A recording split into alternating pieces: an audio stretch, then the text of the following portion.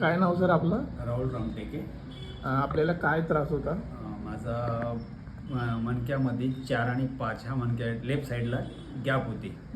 ती गॅप मी कमीत कमी 6-7 महिन्यापूर्वी ट्रीटमेंट चालू केली.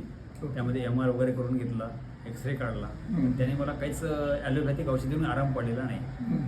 तर आता मी जसं त्यांच्याकडे आवडी सरांकडे आलो आणि मी 3-4 सेशनमध्ये माझं बऱ्यापैकी 90% कव्हर झालेलं आहे.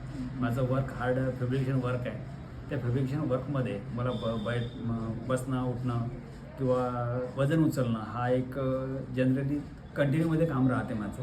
ते आता काम तर चालूच आहे आणि जे गॅप होती ते पण कव्हर झाली आणि आराम आहे. तुम्हाला उठा बसायला वगैरे काही त्रास होता आधी मला बसणं कठीण जात होतं किंवा एकदम पायावर वजन देऊन बसता येत नव्हतं.